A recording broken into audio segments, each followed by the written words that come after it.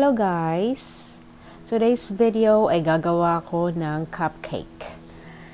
Napakalambot na cupcake na ito, napakamadaling gawin lang at napakakukunti lang ng kanyang ingredients. So we will start.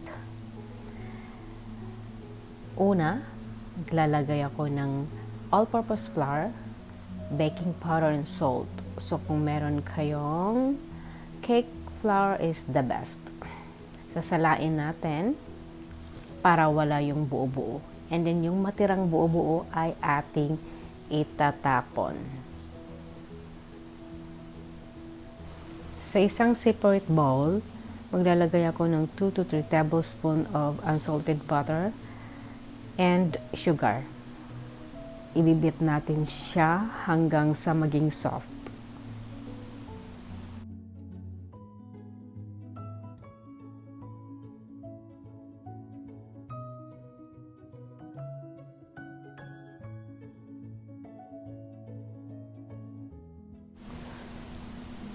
Dapat ganito yung texture niya.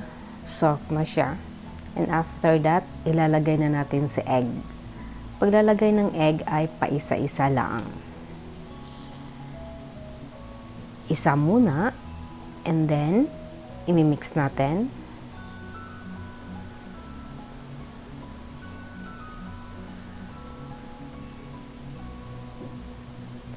And then, yung isa na naman ulit.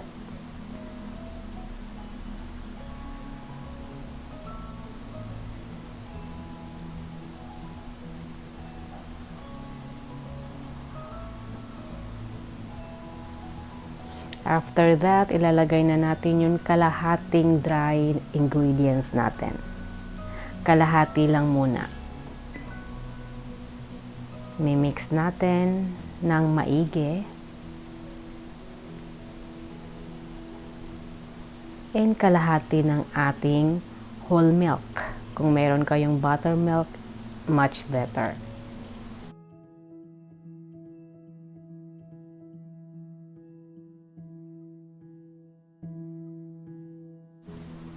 And then, yung kalahating natira na dried ingredients. Halo ulit.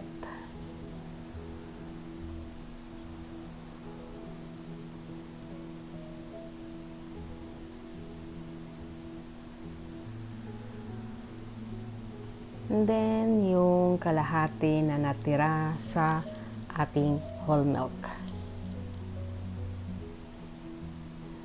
So, haluin lang natin mabuti and then done. Pwede na natin siyang i-bake. Ilagay na natin siya dito sa ating lutuan. Huwag natin siya masyadong punuin para hindi naman siya aapaw.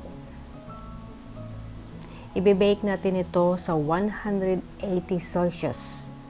20 minutes lang. Don't forget, 20 minutes lang kasi kung mag-over ng 20 minutes, masusunog. So, after 20 minutes, ito na yung result niya.